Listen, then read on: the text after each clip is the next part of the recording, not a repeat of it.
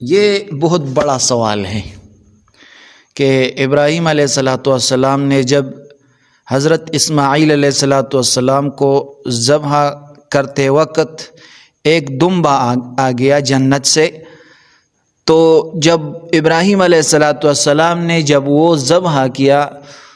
تو لوگ سوال کرتے ہیں کہ اس کا گوشت کس نے کھایا۔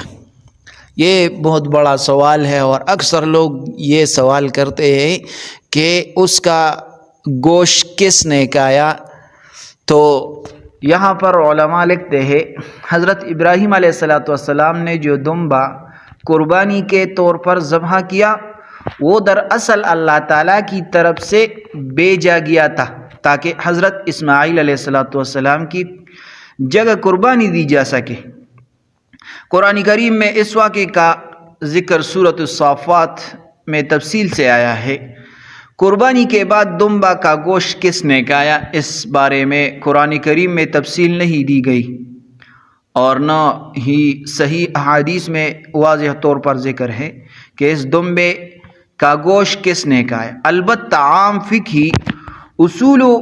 اور قربانی کی سنت کے مطابق حضرت ابراہیم علیہ الصلاۃ والسلام نے اس دمبے کا گوشت خود بھی کھایا ہوگا اور اپنے اہل و عیال کو بھی کھلایا ہوگا اور بقیہ لوگوں میں تقسیم بھی کیا ہوگا، کیونکہ یہ قربانی محض علامتی یا خواب کی تعبیر نہیں تھی بلکہ عملی طور پر ایک قربانی تھی جو اللہ کے حکم سے ادا کی گئی۔ اور شریعت میں یہی اصول ہے کہ قربانی کا گوشت کچھ خود کھایا جائے، کچھ رشتہ داروں میں تقسیم کیا جائے، کچھ مسکینوں کو دیا جائے۔ لہذا اس کا گوشت حضرت ابراہیم علیہ السلام، ان کے اہل خانہ اور ارد گرد کے لوگ خاص طور پر ضرورت مند کھا چکے ہوں گے۔ احناف بھی یہی کہتے ہیں، احناف یعنی فقہ حنفی کے علماء کا اس مسئلے میں نظریہ عام اصولوں پر مبنی ہے اور وہ یہی کہتے ہیں کہ حضرت ابراہیم علیہ الصلاۃ والسلام کے ہاتھوں جو دمبا قربان ہوا تھا وہ ایک حقیقی قربانی تھی۔ یہ دمبا اللہ تعالیٰ کی طرف سے بھیجا گیا تھا، جیسا کہ قرآن میں فرمایا وَفَدَيْنَاهُ بِذِبْحٍ عَظِيمٍ، اور ہم نے اس اسماعیل کا فدیہ ایک عظیم قربانی کے ساتھ دیا۔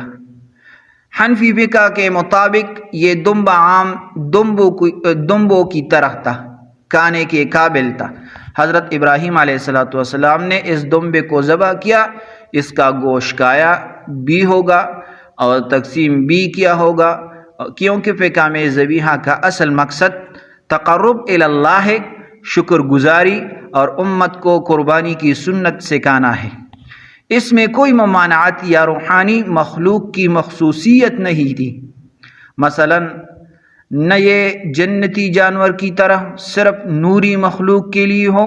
بلکہ حنفی علماء کا کہنا ہے کہ یہ بھی عام قربانی کی احکام کے مطابق ہی تھا۔ فتاوی حنفیہ کی روشنی میں فتاوی عالمگیری یا رد المختار جیسی معتبر کتب میں اس واقعے کی تفسیر یا گوشت کھانے کا مسئلہ یوں نہیں آیا کہ کس نے کھایا، کیونکہ اس کا تعلق عقیدے یا عمل کی بنیاد سے نہیں ہے، لیکن اصولاً جو قربانی اللہ کے حکم سے کی جائے اور اس میں کھانے کی اجازت ہو تو ذبیحہ حلال ہے اور نبی یا ولی اس میں سے کھا سکتے ہیں۔ خلاصہ یہ ہوا کہ وہ دمبا ایک حقیقی جسمانی قربانی تھا۔ حضرت ابراہیم علیہ السلام نے اس کا گوشت خود کھایا ہوگا اور تقسیم بھی کیا ہوگا۔ اس میں کوئی مانع شرعی نہیں بلکہ یہ اللہ کی سنت قربانی کی بنیاد بنی۔ تو یہ آپ لوگوں کا سوال ہے جو ہم نے آج بتایا۔ لوگ اکثر اس کے بارے میں سوال کرتے ہیں کہ یہ گوشت کس نے کھایا،